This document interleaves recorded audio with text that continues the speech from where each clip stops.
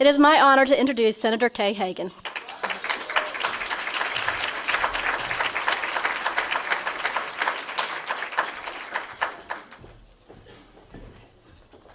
Well, it is certainly my pleasure to be here today, and y'all are in for a treat.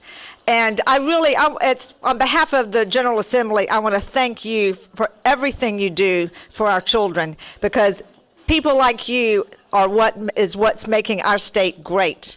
And we need you to keep it up, and I really thank you for doing that. And it's really such a pleasure to be here. It is not enough to send our kids to school and hope they learn what they need to do to go on to college and a career of their choosing. It's not enough simply to wish our kids would stay out of trouble when we can't be with them because we have to be at work to keep a roof over their head and food on the table and purchase medicine when they're sick. It's just not enough to do all that. We need to do more. After-school participants receive better grades, miss fewer days of school, and have higher high school graduation rates. 87% of working mothers say that the time after school is when they are most worried about their children's safety.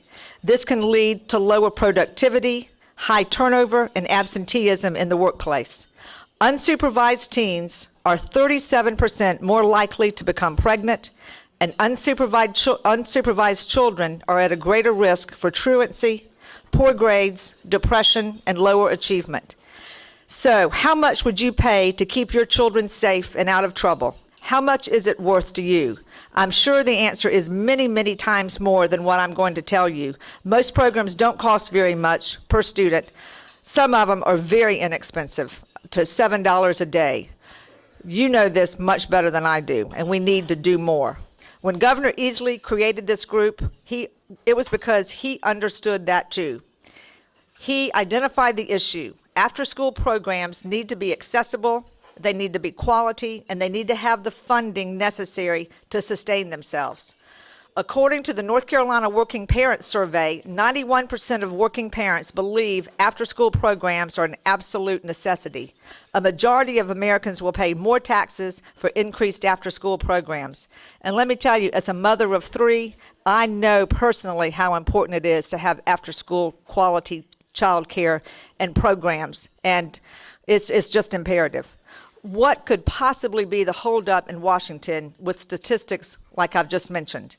Instead of waiting around for the federal government to get on board and provide all the resources necessary to keep these programs going and establish more of them around the state, Governor Easley and the General Assembly has built a network of after-school providers, community leaders, and policymakers to uniquely address these issues and make sure that our children come first.